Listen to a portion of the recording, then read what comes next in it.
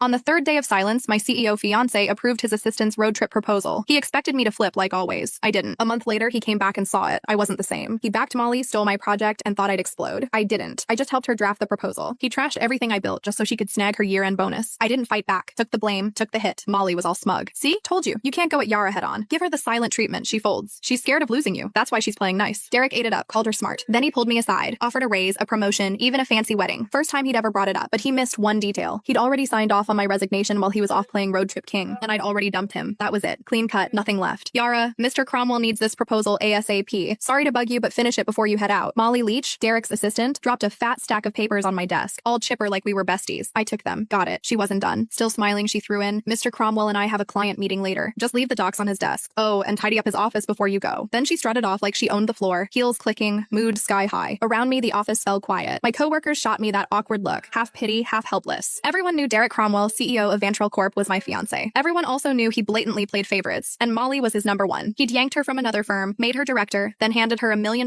project I'd busted 2 months bringing in and prepping. When I pushed back, he called a team vote thinking everyone would back him. Wrong. The whole team voted for me, except him. Molly got 1 vote, his. He lost it, accused me of stirring up cliques, didn't just take the project away, he demoted me in front of everyone and slashed the salaries of the people who'd backed me. Nobody dared speak up. Later, he apologized, said didn't want it to look like favoritism, claimed Molly might feel left out. I used to believe that crap. Now, it's a joke. Molly couldn't even keep up with our interns. Didn't want it to look like favoritism. Please. He was straight up playing favorites. Everyone saw it but him. I heard footsteps upstairs and looked up. Derek. He showed up at the stairwell, glanced my way, then walked out without saying a word, changed into some casual suit. Even from here, I caught that cedar cologne. He never used to wear cologne. That one? Molly's gift. Yeah, he knew exactly what he was doing. He'd been pulling this kind of stuff for years. It started after I found their goodnight texts. Couldn't stay quiet. I confronted him. Derek said I was being petty. Then, like it proved some point, he used it as an excuse to make it official and moved Molly to work directly under him. The more upset I got, the harder he leaned in, dragging her to every social event, serving her food, even wiping her mouth at company dinners. When we fought, he'd ice me out. When I apologized, he'd round up his buddies to lecture me like I was some jealous mess. For a while, I actually blamed myself. Thought maybe I wasn't generous enough. Thought maybe that's why we ended up here. But on day 3 of one of his silent treatments, when I was too sick to even sit up and he still packed his bags for a trip with Molly, I gave up. That's when it hit me. He wasn't trying to be noble. He just used my pettiness as a shield so he could keep doing what he wanted without feeling guilty. Even if I hadn't caught those late night chats, he would have just found another excuse to be with her. After their latest business trip, they were still grabbing dinner, drinks, playing tennis, same routine. But something between them had changed. I could feel it. Not that it mattered. 5 years together, and it was done. This whole mess had dragged on long enough. I was the last one in the office, finishing up the proposal. Checked my phone. Molly had been busy posting. Candlelit dinner at some fancy spot. 2 plates of steak. Derek, all polished and perfect, cutting hers for her. Caption: steak cut by the CEO himself. It has to taste better. The comments were full of heart emojis and fangirling. A few clueless people even asked when the wedding was. Derek replied with 3 dots. Molly followed up with a cheeky emoji. No clarification, just like always. But